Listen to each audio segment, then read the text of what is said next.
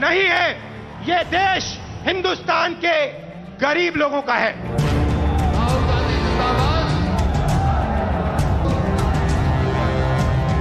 हिंदुस्तान में नफरत बढ़ रही है।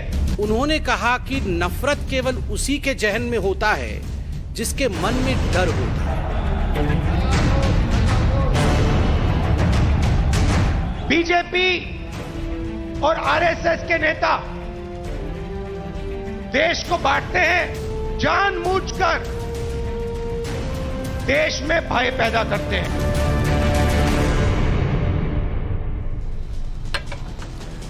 नमस्कार, देश के पसंदीदा डिबेट शो राष्ट्रवाद में आपका स्वागत है। मैं हूं आपके साथ हिमांशु दीक्षित। महंगाई के खिलाफ आज कांग्रेस पार्टी दिल्ली के रामलीला मैदान में एकजुट हुई। कांग्रेस के तमाम बड़े बड़े नेता इस रैली में शामिल हुए। महंगाई के खिलाफ हल्ला बोल की इस रैली के जरिए शक्ति प्रदर्शन की कोशिश हुई। 7 सितंबर से कांग्रेस की भारत जोड़ो यात्रा है। उससे पहले कांग्रेस ने आज महंगाई के नाम पर आयोजित इस रैली से केंद्र सरकार पर जमकर हमला बोला।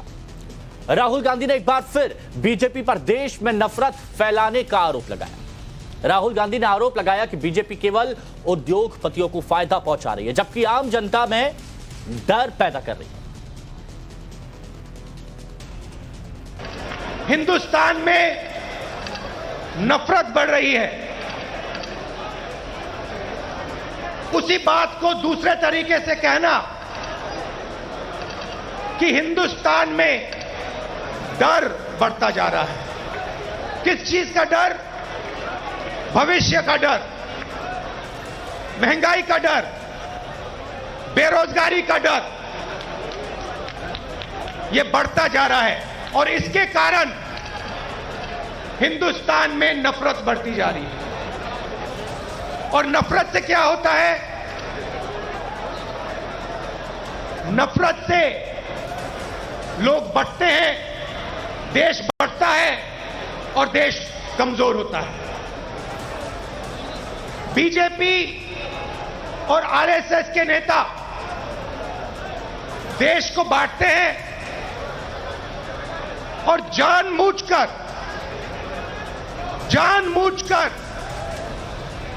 देश में भय पैदा करते हैं। राहुल गांधी ने बीजेपी और मोदी सरकार पर हमला बोला। देश में नफरत फैलाने और डर पैदा करने का आरोप लगाया तो बीजेपी ने पलटवार करने में बिल्कुल देर नहीं की। उन्होंने कहा कि नफरत केवल उसी के जहन में होता है जिसके मन में डर होता है। जिसके मन में डर नहीं, वो कभी भी नफरत को उत्पन्न नहीं कर सकता, वो कभी भी नफरत को जन्म नहीं दे सकता, वो कभी भी क्रोधी नहीं होता है। बिल्कुल सही। राहुल जी 5,000 करोड़ के नेशनल हेराल्ड घोटाले में आप और सोनिया जी बेल में बाहर हैं। जांच चल रही है। स्वाभाविक है, जो लोग भ्रष्टाचारी थे, जो लोग भ्रष्टाचारी हैं और जिनको लगता था corruption is their birthright and to get away from corruption, to get away from the institutions of India is their entitlement, कि उनकी एंटाइटलमेंट है, उनके ऊपर कोई जांच नहीं होगी, तो स्वाभाविक है वो आज डरे हुए हैं। और यही डर है राहुल गांधी जो आपके भाषण में नफरत और क्रोध झलक रहा था। अगर सही बताएं तो ये रैली एक परिवार बचाओ आंदोलन था, एक परिवार बचाओ रैली थी। संबित पात्रा को आपने सुन लिया। आज राहुल गांधी ने कहा कि आज 2 हिंदुस्तान बन रहे हैं, एक गरीबों का और दूसरा उद्योगपतियों का। राहुल गांधी ने कहा कि यूपीए सरकार ने 27 करोड़ लोगों को गरीबी से बाहर निकाला, लेकिन मोदी सरकार ने मात्र 8 साल में सिर्फ 23 करोड़ लोगों को गरीबी में धकेल दिया। और इतना ही नहीं, राहुल गांधी महंगाई पर बोलते बोलते आटा गोभी लीटर में बता बैठे। हालांकि बाद में उसे सही भी किया। पेट्रोल 70 रुपए लीटर, आज तकरीबन 100 रुपए लीटर। डीजल 55 रुपए लीटर, आज 90 रुपए लीटर। सरसों का तेल 90 रुपए लीटर, आज 200 रुपए लीटर। दूध 35 रुपए लीटर, आज 60 रुपए लीटर। आटा 22 रुपए लीटर, आज 40 रुपए लीटर। और आज इस मुद्दे पर हम बहस करें उससे पहले कुछ तथ्य आपके सामने हम रखना चाहते हैं। सबसे पहले हमें यह जानना जरूरी है कि किसके शासनकाल में कितनी महंगाई बढ़ी है, तो ये हम आपको बता देते हैं। सबसे पहले बात करते हैं मनमोहन सिंह के कार्यकाल की और नरेंद्र मोदी, ये कंपैरिजन है ताकि आप समझ सकें। डीजल 161% महंगा हुआ और इधर आपने देखा बीजेपी सरकार में कितना हुआ। 230% एलपीजी के दाम मनमोहन सरकार में बढ़े और नरेंद्र मोदी सरकार में 13% दाम एलपीजी के बढ़े हैं। ये एलपीजी की बात की जा रही है। और इसके साथ ही अब आटे की बात करते हैं तो 102% 2004 से 2014 के दौरान मनमोहन सिंह की सरकार में बढ़े 102%, और नरेंद्र मोदी के कार्यकाल में 43% आटे के दाम बढ़े हैं। किसके काल में कितनी महंगाई है आप बेहतर तरीके से समझ सके इसलिए आपको बता रहे हैं। चावल 121% महंगा हुआ 2004 से 2014 में मनमोहन सिंह के कार्यकाल में, और नरेंद्र मोदी के कार्यकाल में 10% चावल महंगा हुआ है। इसके अलावा दूध की बात करें तो 116% महंगा 2004 से 2014 मनमोहन सिंह के कार्यकाल में हुआ, और नरेंद्र मोदी के कार्यकाल में 44% हुआ, यानी 2014 से 2022 तक की बात की जा रही है। ये आंकड़े हम आपको बता रहे हैं। और मनमोहन सिंह के कार्यकाल में अरहर दाल 117% महंगी हुई, दाम की बात की जा रही है, और नरेंद्र मोदी के कार्यकाल में 63% दाम अरहर दाल के बढ़ गए। इसके साथ ही सरसों का तेल, यहां ज्यादा अंतर नहीं है। 2004 से 2014 यानी पूर्व सरकार में 84% इसके दाम बढ़े, तो अभी की वर्तमान सरकार में 79% इसके दाम बढ़ चुके हैं सरसों के तेल के। साथ ही पेट्रोल 112% मनमोहन सिंह की सरकार में बढ़े थे, और नरेंद्र मोदी की सरकार में 35% पेट्रोल के दाम बढ़े हैं। और पेट्रोल के बाद अब बात कर लेते हैं यहां पर कि की और क्या क्या चीजें यहां पर महंगी हुई। तो डीजल बेहद जरूरी, माल भाड़े में भी काम आता है, 161% बढ़ा है मनमोहन सिंह की सरकार में। एलपीजी के दाम हमने आपको बताया कि क्या कंडीशन यहां पर रही है, 13% मोदी सरकार में बढ़े, तो 230% यहां पर बढ़े थे मनमोहन सिंह के कार्यकाल में। अब महंगाई दर की बात कर लेते हैं, वो भी आपको समझना बेहद यहां पर जरूरी होगा। महंगाई दर क्या कहती है? तो कांग्रेस काल में 2004 में 3.77% महंगाई दर, और उसके बाद देखिए ये कैसे धीरे धीरे बढ़ी। 2004 में 4.25% कांग्रेस के, तो बीजेपी की 4.9%, 2015 और 2016 की ये बात की जा रही है। इसके बाद आपको बताते हैं 2006 में कांग्रेस काल में 5.8%, और इसके साथ ही बीजेपी के शासनकाल में 2016 से 17 के दौरान 4.5% महंगाई दर रही। उसके बाद जब ये आगे बढ़ा तो 2007 में कांग्रेस सरकार में 6.37%, और बीजेपी के 2017 से 2018 के शासन में 3.6%, और कम हो गई महंगाई दर। 2008 में कांग्रेस काल में 8.35% महंगाई दर रही, तो 2018-19 में और कम रही 3.4%। 2018-19 की बात की जा रही नरेंद्र मोदी के कार्यकाल में। 2009 में 10.88% महंगाई दर रही कांग्रेस काल में, तो 2019-20 में 4.8% महंगाई दर रही। और उसके बाद कोरोना काल आया। 2010 में 11.99% मनमोहन सरकार में थी, यूपीए सरकार में, तो 2020-21 में 6.2%। याद रहे कोरोना काल शुरू हो गया था, ये हालात यहां पर हो गए। 2011 में पूर्व सरकार में 8.91% रही, तो 2020-21 में 6.2% ये महंगाई दर रही है। और इसके साथ 2012 में कांग्रेस काल में 9.48% और 2020-21 में ये 6.2% रही।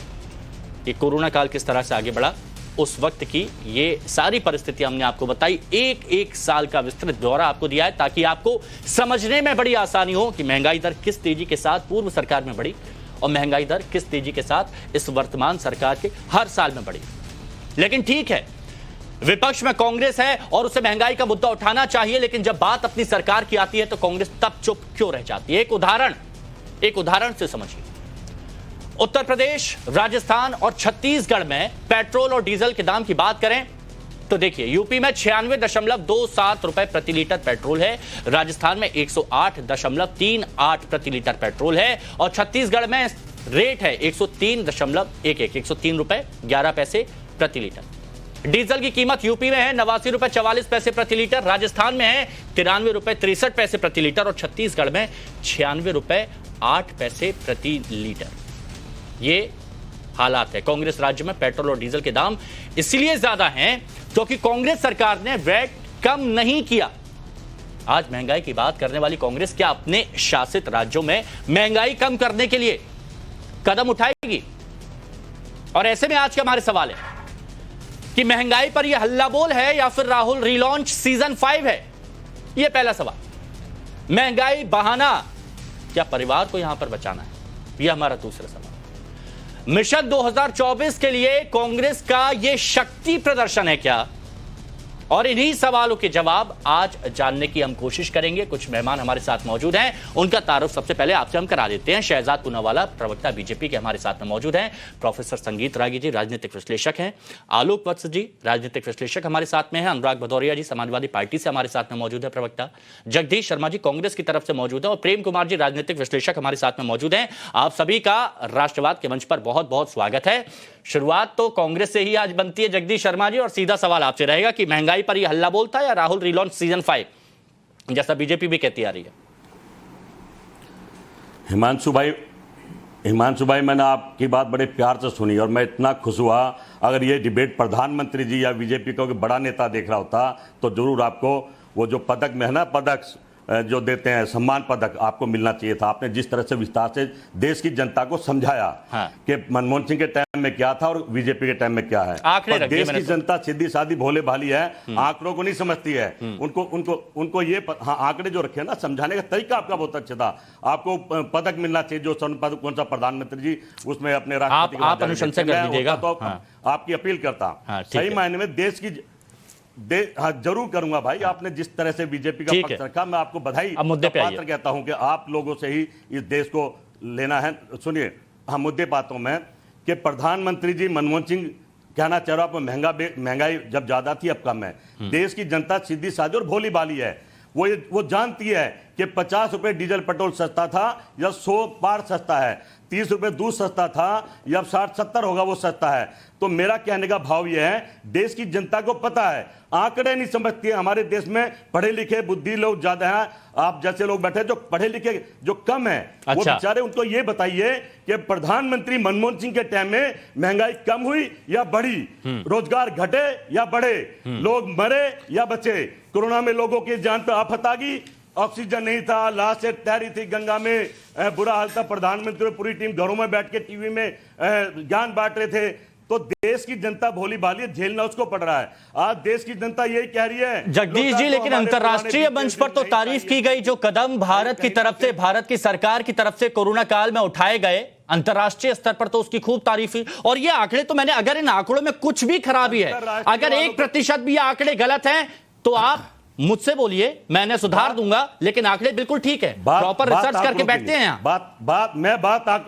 मैं बात आंकड़ों की नहीं कर रहा, मैं बात आंकड़ों की नहीं कर रहा। मैं कहना चाह रहा हूं, आज लोग दुखी हैं, परेशान हैं, चारों तरफ से परेशान है। इंटरनेशनल मंच पे क्या गया, उन्होंने तो कहा ये तो कैसे लाख आदमी नहीं मरे, उन्होंने 160 लाख आदमी बता दिए। गंगा में जैसे लोग पड़े थे, बह रहे थे। कहीं ना कहीं ये आंकड़ों की राजनीति से बाहर आना चाहिए। आज देश के हालात, ये मीडिया का भी धर्म है इस देश को बचाने का, नेताओं का अकेले का नहीं है। आज नहीं, हम लोग तो अपना काम कर रहे हैं, लेकिन ये हकीकत तो बतानी पड़ेगी ना जगदीश जी। देखिए, अब आप लोगों की तरफ से ये भी कहा जाता था कि श्रीलंका जैसे हालात हो गए हैं, अर्थव्यवस्था चौपट हो गई है, लेकिन वो रिपोर्ट भी दिखाई गई। अगर आप ये बताते ना कि पहले 30 रुपए किलो था दूध मनमोहन सिंह के टाइम में, अब 60 रुपए है। पेट्रोल डीजल जो कहते हमें लाइए 50, यही तो बताया है। बाबा रामदेव जी ने भी शोर मचाया था और देश को लूट लिया। हाँ नहीं, तो आप आंकड़े बता रहे हैं कि उस टाइम इतनी महंगाई बढ़ी। उस टाइम इतनी महंगाई बढ़ने के बाद भी देश खुशहाल था, लोग खुशहाल थे, आत्मनिर्भर जी रहे थे, अपने बच्चों को पाल रहे थे, पढ़ा रहे थे, खुश थे। आज हर क्षेत्र में आत्महत्याएं बढ़ रही हैं, आदमी दुखी है, परेशान है, खाने को रोटी नहीं है। तो सच्चाई इस तरह से बताओ तो देश की जनता में डिबेट का मतलब पता लगेगा। जगदीश जी, अगर ये आंकड़े गलत हो तो आप मुझे बताइएगा, बाकी सच्चाई की बात मैं कर रहा हूं। आप तो ये बता दीजिए, ये वाकई हल्ला बोलता है या रीलॉन्चिंग थी, बस ये बताइए। अगर रीलॉन्चिंग थी तो फिर अच्छे तरीके से होमवर्क करके आते, ये आटा लीटर में कब से आने लगा? बिल्कुल हल्ला, ये बिल्कुल हल्ला बोल था। और देश की जनता, आपने देखा रामलीला मैदान में जितने लोग अंदर थे उतने बाहर थे, ये बिना बुलाए आगे थे। और राहुल गांधी के साथ कह रहे हैं चलिए कन्याकुमारी से कश्मीर तक हम आपके साथ खड़े हैं। ये जो सपना देख रहे थे ना मीडिया में इधर उधर, कैसे आएगा तो मोदी, लोग राहुल गांधी के साथ खड़े हैं, बस कांग्रेस के नेता ही राहुल गांधी के साथ में नहीं खड़े हैं। ये अजीब परिस्थिति कांग्रेस के साथ में हो रही है। चलिए ठीक है शहजाद, अब आप क्या कहेंगे? देखिए, आंकड़ों पर सवाल उठा रहे हैं, लेकिन महंगाई की बात यहां पर की, डर का माहौल बताया कि देश आज डरा हुआ है।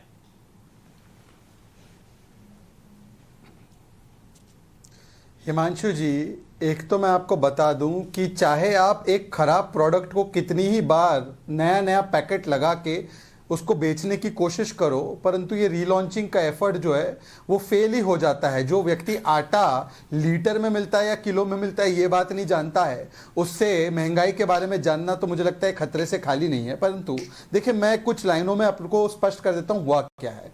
भ्रष्टाचार पर जब हुआ वार, इसलिए याद आई महंगाई और बेरोजगार।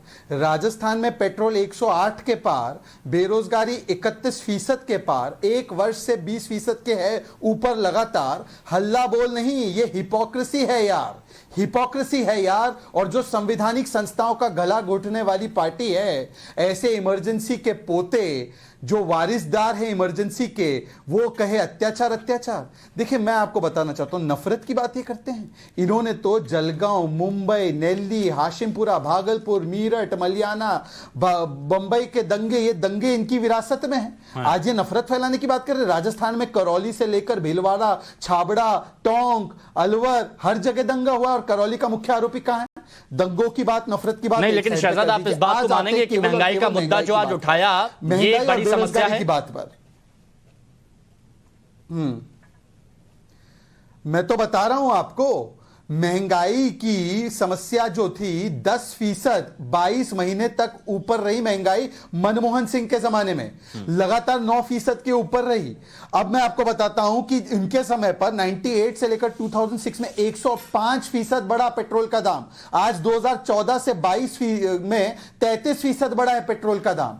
आपको मैं बताता हूं कि इनके समय पर आटा जो था, लीटर में नहीं केजी में होता है, 8.5 रुपए का 1 किलो आटा 2004 में था, ये छोड़कर गए तो 22 रुपए किलो हुआ। आज वो 32 रुपए है। ये तूर दाल 28 रुपए की होती थी, आज वो छोड़कर गए जब 2014 में तो 70 रुपए हुए। जब शुगर का दाम 6 रुपए हुआ करता था 2004 में, इन्होंने छोड़कर गए 36 रुपए का हो गया 2014 में, आज 40 रुपए का है। तो इस प्रकार से 450% चीनी का दाम, 250%, 150% गेहूं का दाम, 150% चावल का दाम, 10% रिटेल इन्फ्लेशन बढ़ा इनके जमाने में। और आज 2 वैश्विक चुनौतियों के बावजूद भी इन्फ्लेशन 7% के ऊपर नहीं गया। मैं आपको बताता हूं दूसरा दाम भी, सिलेंडर 14 किलो का 1240 रुपए का कॉस्ट टू टैक्स पेयर हुआ करता था। आज वही सिलेंडर का दाम टैक्स पेयर को। अच्छा शहजाद भाई, एक चीज मैं आपको बताऊं कि शहजाद भाई, एक चीज मैं आपको बताऊं कि जब आप अपनी बात रख रहे थे यहां पर, आप आंकड़े जब गिना रहे थे कि पेट्रोल डीजल कितना बड़ा, दूध कितना बड़ा पुरानी सरकार में, अनुराग भदौरिया जी ऐसे मुस्कुरा रहे हैं जैसे पता नहीं क्या यहां पर हो गया। अनुराग जी बताइए, क्या वाकई बहुत बड़ा मुद्दा आज कांग्रेस की तरफ से सही तरीके से उठाया गया? और एक बात और, जो डर की बात उन्होंने कही, डर बढ़ता जा रहा है, क्या वाकई डर बढ़ रहा है? अब देखिए, मजेदार बात यह है कि भारतीय जनता पार्टी की सरकार जब ये कहती है कि डीजल पेट्रोल जब 65 रुपए था, तब तो ये हल्ला मचाते थे कि डीजल पेट्रोल की कीमत ज्यादा हो गई और तब तो 30 रुपए होना चाहिए था। तो भाई, अगर उस समय 65 रुपए ज्यादा था तो आज तो 30 रुपए होना चाहिए ना। फिर 100 के पार कैसे हो गया, फिर 100 तक कैसे पहुंच गया? ये सस्ता है कि महंगा है? जब उस समय कहते थे सस्ता होना चाहिए, दूध सस्ता होना चाहिए, 30-32 रुपए था, आज 60 रुपए पार हो गया। महंगा है कि सस्ता है, ये बता दीजिए। देश महंगाई से 100 के पार पेट्रोल डीजल की। अनुराग जी, एक छोटी सी बात बोलूंगा, मैं आपकी बात कंप्लीट मैं करूंगा जरूर। चलिए, कोई बात अनुराग जी, आपकी बात कंप्लीट करूंगा, लेकिन 100 जहां पर पार हुआ है वो कांग्रेस शासित राज्य हैं, तो वहां पर अगर थोड़ी सी दया दृष्टि दिखा देते जनता पे तो कम हो जाता। अरे मुझे बोलने दीजिए। अरे हम कहते हैं 96 रुपए 57 रुपए कम होता है क्या? ये कम है क्या आपके हिसाब से? तो आप मान लीजिए कम है। 65 रुपए जब ज्यादा था तो 97 रुपए कितना ज्यादा हो गया बताइए आप? 65 रुपए में तो महंगाई थी और डॉलर की कीमत जिस समय 60 रुपए होती थी, उस समय तो क्या कह रहे थे आपको याद है? कि रुपया पतला होता है तो देश की अर्थव्यवस्था पे उंगली उठती है, उसकी सम्मान भी पतला होता है। आज क्या हो गया है? आज किस कीमत पे पहुंच गया है डॉलर? तो मैं इनसे पूछना चाहता हूं, इसको सस्ता बता रहे हैं? देश में जिस तरह से महंगाई और बेरोजगारी बढ़ी है, देश के लोगों की कमर टूट गई है। और जो लोग सुन रहे होंगे, हंस रहे होंगे, बीजेपी, ये कैसी बीजेपी है जो अपनी ही बात को गलत साबित करने में लगी है, कि कह रही कि हमने सस्ता कर दिया। अगर कांग्रेस के समय महंगाई थी तभी तो आपको लेके आए थे प्रभु, कि कांग्रेस में महंगाई ज्यादा है तो आप आओगे कम करोगे, और आप गिरा रहे हो कि नहीं ये परसेंटेज तब था, ये परसेंटेज अब था। उनको सजा जनता ने दी, अब आपको जनता सजा दे देगी। जनता को तो सजा देना आता है।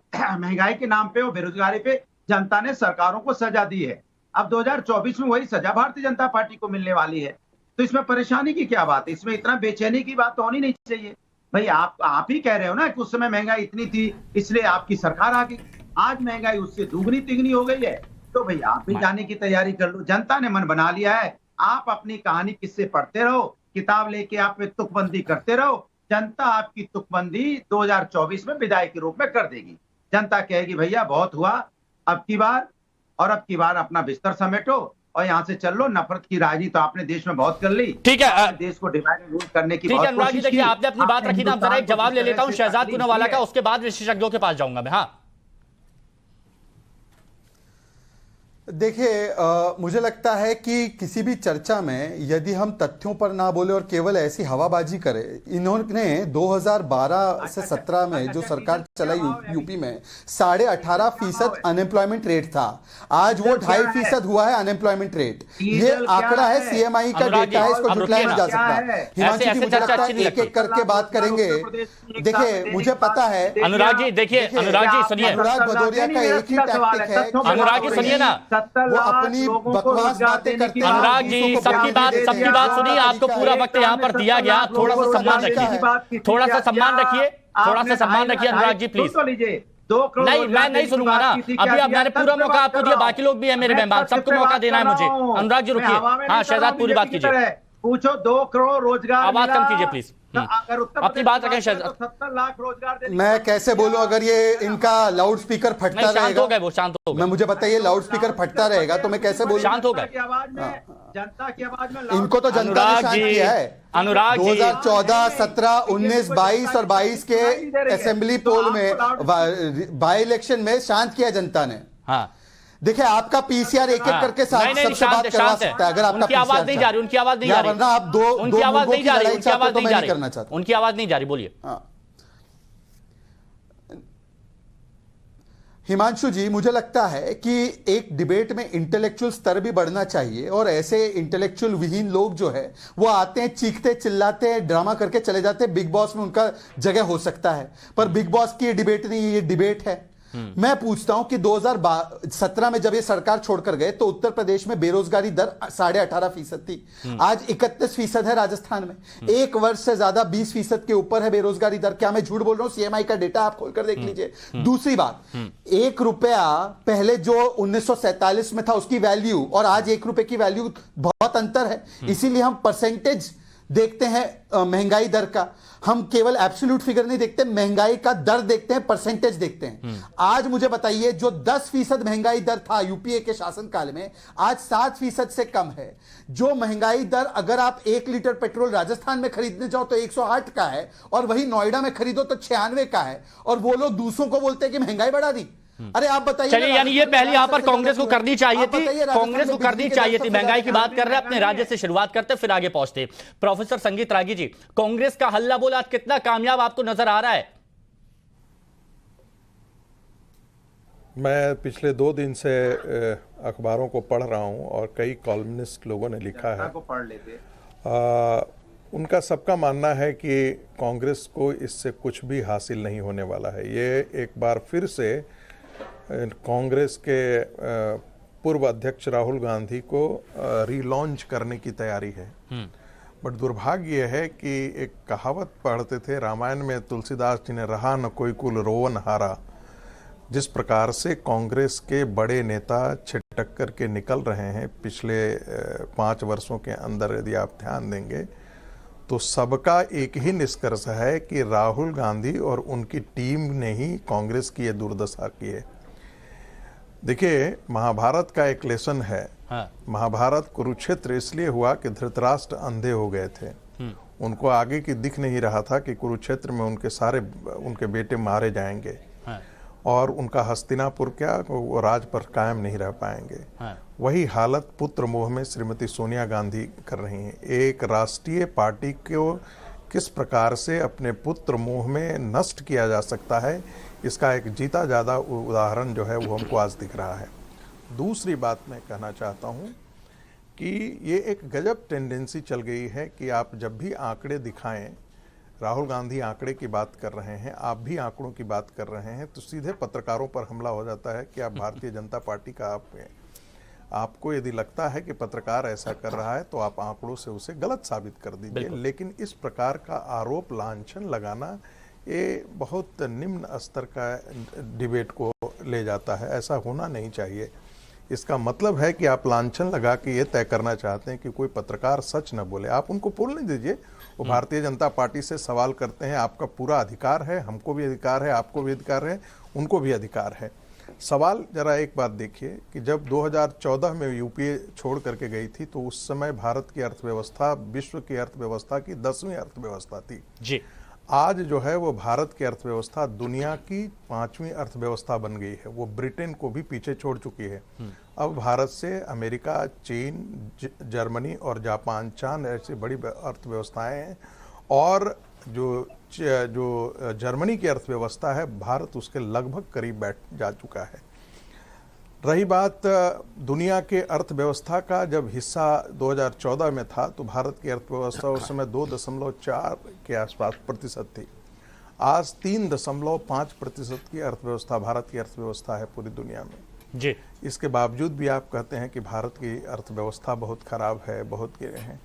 हम आंकड़ों में बात करें, जितना एम्स आपने खोला उससे दुगनी एम्स जो है वो पिछले 8 साल के अंदर खड़े हुए हैं। हाँ। सड़कों का जाल बिछा दिया गया है। हाँ। शौचालय जिन दलित महिलाओं के लिए सूर्यास्त का इंतजार करना पड़ता था, हाँ। उन तक आज शौचालय पहुंच गए हैं। हाँ। जल पहुंच रहा है। हाँ। बिजली पहुंच रही है, उनको राशन दिया जाता है। ये सारे काम विपक्ष की तरफ से पूरे दरकिनार। 10 सेकंड और एक बात कर दूं, 10 सेकंड और। आपके ज़माने में जितने ऑर्डिनेंस फैक्ट्री थे वो सब लगभग बंद पड़ चुके थे। आपको जो डॉक थे जहाँ पर जहाज बनाने का था, वहाँ पर मेड इन इंडिया का आपने नारा ही खो दिया था। आप एक मैन्युफैक्चरिंग कंट्री ना बन के, आप एक मैन्युफैक्चरिंग इकोनॉमी ना बन करके आप एक ट्रेडिंग इकोनॉमी के तौर पर आप एक डेवलप कर रहे थे। आज आपके पास जो है वो दुनिया का बहुत बड़ा निवेश आपके पास आ रहा है। आपका फॉरेन रिजर्व बहुत बड़ा उसमें उछाल है। इसके बाद डिफेंस में आप 13,000 करोड़ रुपए का आप एक्सपोर्ट कर रहे हैं। हाँ। आप एक बहुत बड़ी इंडस्ट्री आप खड़ा करने जा रहे हैं डिफेंस में। आप फिर कहते हैं आप चीन के आगे जो है वो आप सड़क नहीं बनाते थे डर से कि चाइना उधर से आकर के हमारे यहाँ घुस जाएगा। स्थितियां अब बदल गई हैं और फिर भी कहते हैं कि नरेंद्र मोदी ने कोई काम नहीं किया है। तो देखिए, इसका एक ही आकलन का तरीका बच जाता है। आप टेलीविजन पर चिल्लाएं, मैं कहूं, बात कहूं, शहजाद पुनावाला कहें, इसका कोई मतलब नहीं बनता है। जनता इसको देख रही है और जनता ने वोट के अनुसार उसको वो जनता ने। अच्छा प्रेम कुमार जी, एक बात बताइए, क्या आज कांग्रेस की तरफ से कोई कमी नहीं लग रही है आपको? देखिए, महंगाई का मुद्दा उठाया, लेकिन अपने राज्यों से शुरुआत करते तो अच्छा था। कहते हैं कि राहुल गांधी कहीं डरते नहीं है, ईडी से नहीं डरते, लेकिन ये भी बोलते हैं कि 55 घंटे तक हमको बिठाया गया, ये सारी चीजें की गई। तो जनता पे छोड़िए ना ये सब। मानसू जी, मुझे बात समझ में नहीं आती कि जब महंगाई पर पूरे देश का मुद्दा है तो उसको राज्यों के आधार पर इसके उसके सबके आंकड़े तो कुछ ना कुछ फर्क होंगे ही। हाँ। तो राज्यों को आपस में लड़ाने की नीति क्यों चली जाती है? ये कोरोना के समय में भी हमने देखा था, जब सरकार फेल हो रही थी वैक्सीनेशन में तो राज्यों पर थोप दिया गया था, जबकि वो सेंट्रल ये मुद्दा उठाया, इसलिए कांग्रेस शासित राज्यों की बात कर रहे हैं हम। तो राज्यों से लड़वा नहीं रहे ना। मुझे पता है, मैं विशेषाधिकार प्राप्त पैनलिस्टों के बीच बैठा हूं, जिनको कुछ लोगों को तो मोनोलॉग करने की आदत है, वो मन की बात बोलेंगे, लेकिन जहां कोई काउंटर रखेगा उसको बोलने नहीं दिया जाएगा। हाँ। मैं जानता हूं ऐसे पैनलिस्ट के बीच बैठा हूं, लेकिन फिर भी मैं बोल रहा हूं। देखिए, आज महंगाई है तो रुपए कमजोर होना भी है, नौकरी से छूटना भी है। ये जो ट्रिपल अटैक है जनता पर कि नौकरी चली गई, अरे 3 करोड़ लोग वर्क फोर्स से बाहर हो गए, नौकरी मांगना निराश होकर के छोड़ दिया। 2 करोड़ 14 लाख लोगों की नौकरी चली गई। नौकरी मिलना तो दूर की बात है, 2 करोड़ हर साल नौकरी देने का वादा था और 2 लाख नौकरी नहीं दे सकी सरकार। इन परिस्थितियों में ये जो महंगाई की मार है, इस महंगाई की मार का इंपैक्ट दिखाइए हिमांशु जी। वो परसेंटेज के आंकड़े का सोर्स बताइए आप, और वो परसेंटेज के जो आंकड़े दिए हैं वो इन ट्रिपल अटैक के संदर्भ में जब आप दिखाएंगे तो वास्तव में पता चलेगा कि जनता कितनी तकलीफ में है। हाँ। जनता तकलीफ में है। कराह रही है और बोल रही है, लेकिन प्रोफेसर संगीत रागी जी को नहीं दिखेगा, शहजाद पूनावाला को नहीं दिखेगा। इनको नहीं, बड़े प्यार से बात कर रहे हैं प्रेम कुमार जी, नाराज मत होइए, बस आंकड़े ही सामने रखिए, इसमें नाराजगी वाली कोई बात नहीं है ना। एक बार शहजाद कुछ कहना चाह रहे हैं, फिर मैं वत्स साहब के पास आऊंगा। शहजाद को जवाब देना चाह रहे हैं आपका, फिर मैं वत्स साहब के पास आऊंगा। हाँ देखिए, मुझे लगता है पहले तो परिवार पर जब आफत आती है या परिवार राजनीतिक रूप से बेरोजगार होता है तो उसको देश नहीं समझ लेना चाहिए। मैं आपको इकोनॉमिक टाइम्स की रिपोर्ट बढ़कर सुनाता हूँ। यही बोलने के लिए मुझे रोका गया। अरे भाई, जवाब देखिए, आपने महंगाई का मुद्दा उठाया ना, थोड़ा सा हिमांशु जी, क्या मैं अपनी बात कर सकता हूँ? क्या ये कौन सा, आप तो मोनोलॉग करते हैं, मन की बात करते हैं, लेकिन आपने मुझे रोका। प्रेम कुमार जी थोड़ा सा रुकिए, देखिए नहीं, आपको वक्त मैं दूंगा। देखिए ऐसी बात नहीं है, ये इतना परेशान। बोलिए। नहीं, आपने महंगाई का मुद्दा उठाया, असर पड़ता है कि नहीं पड़ता? अब अगर मैं आपके सवालों का जवाब नहीं लूंगा तो आप लोग कहेंगे कि ये देखिए कि बात नहीं करने दे रहे या फिर सवालों का जवाब नहीं मिल रहा, तो जवाब तो ले लेते हैं, उसके बाद मैं आ जाऊंगा। देखिए, हाँ रुकिए, लीजिए। जा रहा है जवाब, बेरोजगारी पे मांगा जा रहा है। इंडियन जॉब मार्केट में 15% जवाब कि जनता के साथ आप प्लीज ऐसा नहीं होगा, अनुराग जी नहीं होगा ना। एक मिनट, महिला अत्याचार पे बात कीजिए, देश की अर्थव्यवस्था पे बात कीजिए, ये लोग इंफ्रास्ट्रक्चर पे बात कीजिए। एक चीज हिमांशु जी मैं आपको बताता हूँ, लोग परेशान है उस पे अनुराग बात भदौरिया और ये सारे जो आते हैं ना, इनके छुटवैये, ये सारे लोग टारगेट करते हैं कि किसी को बोलने ना दिया जाए। कैसे लोग ये इनका रेगुलर स्ट्रेटेजी बन चुका है कि जब भी मैं बोलता हूँ आपको इसलिए बुलाया गया, व्यवधान करते हैं। आप किसी भी चैनल में देख लीजिए कि आप ये बोलो आए बाएं, आप किसी भी चैनल में देख लीजिए, अनुराग जी आए बाएं दाएं करें, ये कौन कर रहा है? कि ये बोलने नहीं देते। कौन कर रहा है ये अनुराग जी, कौन कर रहा है ये? खुद देखिए ना, ये तो आप ही कर रहे हैं। रुकिए, ये आप ही कर रहे हैं, ये आप ही कर रहे हैं अनुराग जी, रुकिए। डीजल देखिए ग्लिच आ गया, रुक जाइए, बात पूरी हो जाने दीजिए। बताइए आप कैसे, आवाज आपकी स्पष्ट नहीं आ पा रही है। अब ये मत करिएगा कि हमने किया टेक्निकल फॉल्ट है, सही करवा रहे हैं। रुकिए शहजाद बोलिए। बताइए देश कैसे विकास। देखिए, मैं आपके सामने कुछ आंकड़े ही नहीं बल्कि कुछ तथ्य भी पेश करना चाहता हूं। आप मुझे बताइए कि ये राहुल गांधी ने कहा था ना कि ये तो नेशन नहीं है, ये यूनियन ऑफ स्टेट्स है। जब स्टेट्स की बात कर रहे हैं बेरोजगारी के विषय में और महंगाई के विषय में, तो आज क्यों उनके पेट में दर्द हो रहा है? अब मैं आपको बताता हूं। जब बिहार में ये इन्होंने कहा 10 लाख नौकरियां देंगे, बेचारे एक टीईटी की नौकरी मांगने गए, तिरंगा हाथ में था, डंडे से मारा, बोला 10 लाख नौकरी नहीं मिलेगी, जाओ भागो यहां से। अब बीपीएससी वाले गए नौकरी मांगने तो उनको डंडों से मारा। कहां है नौकरियां? और 31% बेरोजगारी दर राजस्थान में है। जब आपकी सरकारें नहीं दे पाएंगी, इसलिए तो राष्ट्रीय स्तर पर यह बेरोजगारी दर बढ़ रहा है। वरना तो मैं आपको इकोनॉमिक टाइम्स का आर्टिकल बता रहा हूं कि इंडियन जॉब मार्केट में 15% ईयर ऑन ईयर ग्रोथ है हायरिंग डिमांड में, परंतु राजस्थान जैसी सरकारें, बिहार जैसी सरकारें रोजगार नहीं दे पा रही है, महंगाई को कंट्रोल नहीं कर पा रही है, इसीलिए तो हो रहा है महंगाई और बेरोजगारी। तो आप अपने राज्यों को संभालिए। राहुल गांधी को बोलिए कि वहां पर आटा जो है 22 रुपया लीटर में ले आए, सॉरी 22 रुपया किलो पर ले आए। वहां पर उनको बोलिए ना, जाकर कुछ नुस्खे दिखाएंगे, बताएंगे। उनको लीटर और किलो का फर्क नहीं पता। ये व्यक्ति हमें बेरोजगारी के बारे में बताएगा, ये व्यक्ति हमें महंगाई के बारे में बताएगा। जी हिमांशु जी, मुझे भी थोड़ा मौका दो भाई। हाँ, अरे अभी तो वत्स साहब के पास भी गया भी नहीं, वो नाराज हो रहे होंगे, इसलिए मैं कहता हूं ये काउंटर जवाब दे दीजिए, उसके बाद मैं जाऊंगा। हाँ हिमांशु जी, मुझे लगता है ये जो भाई बीजेपी का प्रवक्ता बैठा है, ये गांधी परिवार से, राहुल गांधी से बहुत नाराज है, बहुत नाराजगी। हर चैनल पे सुबह से शाम तक बीजेपी इसको इस्तेमाल करती है, बस परिवार को कोस, परिवार को कोस, परिवार को कोस। और ये बेचारा लगा हुआ है, ये भूल गया कि किस परिवार से निकल के आया, इसका इतिहास भी सबको पता है। महंगाई पर बात नहीं करेगा, आंकड़ों पर बात करेगा, कंप्यूटर लेके बैठ जाएगा, मोबाइल लेके बैठ जाएगा। अरे भाई पर्सनल, मैं बता रहा हूं, वो राहुल गांधी को लिए जा रहे हैं भाई, हमारे नेता को सबको पता है कि आप कहां से आए हैं। इसमें पर्सनल वाली बात नहीं, छिपाने वाली बात नहीं है। इतना भी दुखी नहीं होना चाहिए। लोकतंत्र है भैया, एक ही परिवार के पीछे आप पड़ गए। आप उस परिवार की शहादत भी देखिए ना, 2 प्रधानमंत्री देते, तिरंगे में लपेट दिए। इस व्यक्ति को एक सेकंड हिमांशु जी, हिमांशु जी, मुझे सबको पता है, मुझे सबको पता है। आप बोलेंगे तो फिर पर्सनल हो जाए, मैं बता दूंगा सारी बात चैनल पे।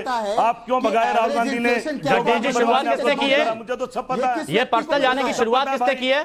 रॉबर्ट सुनिए, जो मैं कह रहा हूँ ना, ये सुबह शाम राहुल गांधी, गांधी परिवार, अरे कुछ महंगाई पे बात करो। नहीं सुनिए जगदीश जी, आपने शुरुआत की है तो ये गलत है, ये क्लियर। आप यहाँ पर बैठे आप अपनी पार्टी को डिफेंड नहीं कर पा रहे, आप महंगाई का मुद्दा नहीं उठा पा रहे, लेकिन आप पर्सनल जा रहे हैं और ये बिल्कुल गलत है।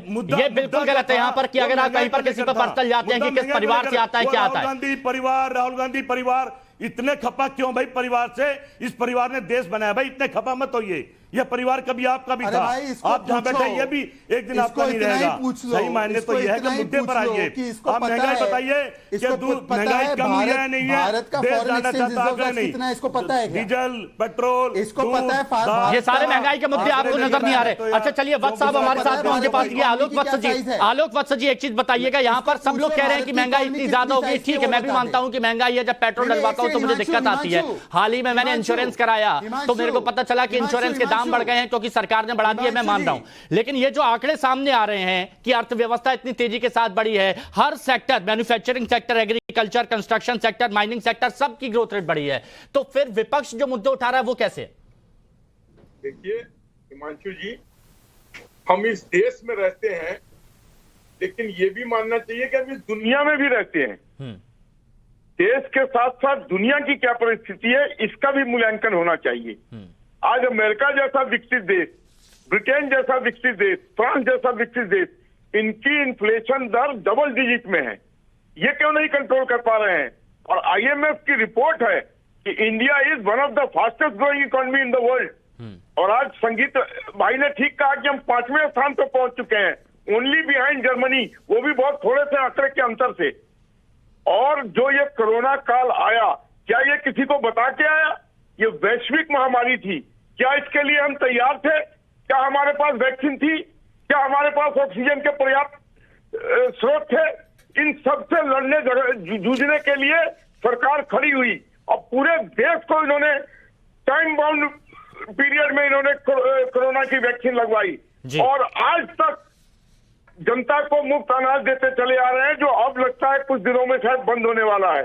इस सबका भी इकोनॉमी पे प्रभाव पड़ा है, ये पैसे लगे हैं इन चीजों के अंदर, ये यहाँ की जनता को समझना पड़ेगा। ये बिल्कुल आपने सही बात की और इसी से जुड़ा हुआ एक सवाल है, जगदीश जी का। जनता पे उंगली उठाते हैं। नहीं जगदीश जी, इसी से जुड़ा हुआ एक सवाल है, क्योंकि हर बार ये कहा गया कि श्रीलंका जैसे हालात यहाँ पर होंगे, अर्थव्यवस्था पूरी डामाडोल हो गई है, लेकिन मंदी की आशंका की बात भी यहां पर कही गई थी। लेकिन ब्लूमबर्ग की रिपोर्ट में स्पष्ट हो गया कि भारत में मंदी की आशंका आने की जो आशंका वो 0% है। बाकी सब देशों के बारे में बताया जहां मंदी आ सकती है, लेकिन भारत में नहीं बताया। तो ये मैसेज जनता के बीच आप किस तरह से देना चाह रहे हैं? देखिए भाई हिमांशु, फिर वही समस्या है, आप जब जाते हो आंकड़ों पर, ये भारत के लोग आंकड़े नहीं समझते हैं। भारत के, ये हमारे देश के प्रधानमंत्री ने कहा था, उस देश का प्रधानमंत्री निकम्मा जिसका रुपया गिर रहा है, धरती में जा रहा है और क्या, और धरती में पाताल में भेज दो भाई। सही। अच्छा, तो क्या कांग्रेस आंकड़ों पर भरोसा नहीं, आंकड़ों पर विश्वास नहीं करती? भारतीय जनता पार्टी के कांग्रेस आंकड़ों पर विश्वास नहीं करती क्या? नहीं, बिल्कुल भरोसा नहीं करती। कांग्रेस सच्चाई पर भरोसा करती है। तो कांग्रेस आंकड़े तो नकली पेश कर रहे हो। आंकड़े दिखाइए, सारे आंकड़े नकली है, बनाए हुए हैं। अरे दूध, ये बताइए 30 रुपए किलो दूध और 70 रुपए किलो दूध में फर्क है नहीं? 150 रुपए पेट्रोल और 100 रुपए पेट्रोल डीजल में फर्क है नहीं? ये बताइए, जनता को सीधे आंकड़े दिखाइए। जनता ये बना छाप लाते हैं, सुबह शाम पढ़ते रहते हैं सब चैनल पे, ये आंकड़े वो आंकड़े। भाई सीधी साधी जनता है या नहीं? इस भारतीय जनता पार्टी, तीनों भारतीय जनता पार्टी के प्रवक्ता से पूछिए, तीनों भारतीय जनता पार्टी के प्रवक्ता से पूछियो कि महंगाई है या नहीं, बस यही पता लग जाएगा। अच्छा ठीक है, अनुराग जी से भी पूछे। अनुराग जी, आंकड़ों पर विश्वास रखते हैं कि नहीं करते, जो ब्लूमबर्ग की रिपोर्ट है, आईएमएफ की रिपोर्ट है? देखिए, मुझे ये पता है कि घर से जब आदमी निकलता है, आम आदमी बाजार में सामान खरीदने के लिए, तो उसको ये पता है कि पहले हम 30 रुपए में दूध खरीदते थे, आज 70 रुपए में खरीद रहे हैं।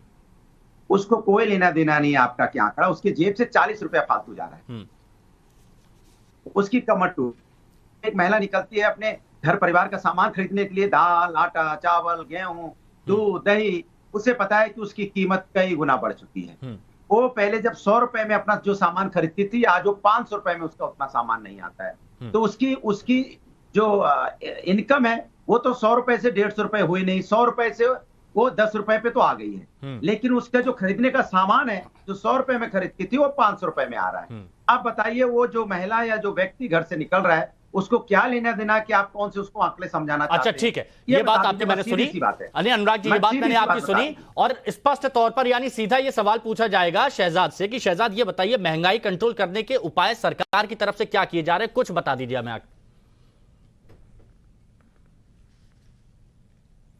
आपको मैं बताता हूं, आपको याद होगा कि 2 बार हमने एक्साइज काटा, सेंट्रल एक्साइज पेट्रोल और डीजल पर काटा। यहाँ की कई सारी विपक्षी सरकार थी, उन्होंने 1 रुपया वैट का नहीं काटा और राजस्थान ने तो सबसे ज्यादा वैट लगा कर रखा है। देखिए हिमांशु जी, या तो मैं बात रखूं या हर बार वो डिबेट नहीं, जनता को बताओ, हर बार तो जनता को बता रहे हैं, आपको नहीं बता रहे अनुराग जी। आपसे अनुराग जी जनता को बता रहे हैं, वो आपको नहीं बता रहे हैं। जनता जानना चाहती है 30 रुपए अनुराग जी वो जनता को ही बता रहे हैं, आपको नहीं बता रहे। थोड़ा सा सब्र रखिए, मुझे अच्छा नहीं लगता आपका माइक शांत कराना, अच्छा नहीं लगता आपका माइक शांत कराना। 30 रुपए का डीजल, 30 रुपए का दूध जो मिलता था वो उसको 15 रुपए लीटर कब मिलेगा ये बताओ।